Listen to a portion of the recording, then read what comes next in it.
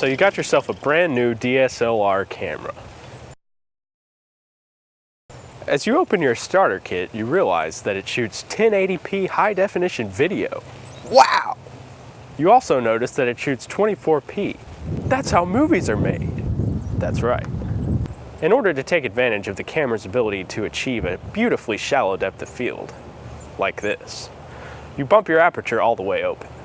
You go outside to get some shots. It's a nice, bright, sunny day, so instinctively, having used SLRs in the past, you bump your shutter speed up to compensate for the open aperture.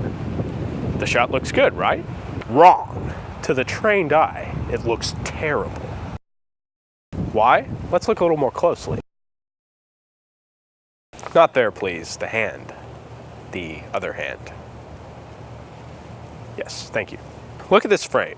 The hand is in motion, but it's almost completely sharp. What's it missing? Motion blur. It may seem like a minor thing, but in fact it's very important. It's what makes your subject's actions look smooth. Let's see another still frame, this time from a similar shot, only this one was done with a slower shutter speed. Notice the blur. But who in their right mind is going to pause it and look for that, you might ask? Well, guess what? You don't have to. Let's compare the two shots. First, the one with the fast shutter, and then the one with the slower one. Looks a little more smooth, doesn't it? I don't think I'm convinced, you might say. Can you give me some more examples? I was hoping you'd ask. Take a look at this person walking. Now see it with a slow shutter. Looks a little different, doesn't it? The action is much more fluid. For years and years, movies have been shot on 35mm film.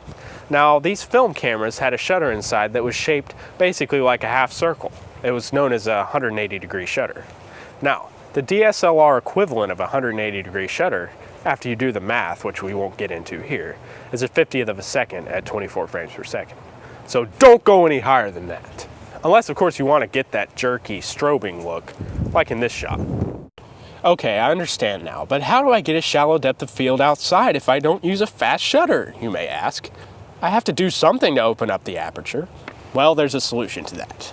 It's called a neutral density, or ND filter. Think of it as sunglasses for your camera. They're fairly inexpensive, and you can stack them on top of each other, or on top of other filters.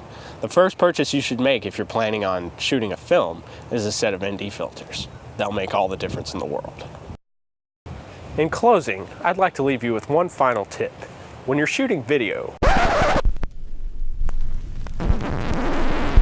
if you'll follow this tip and buy a set of ND filters, your films will be 100% better.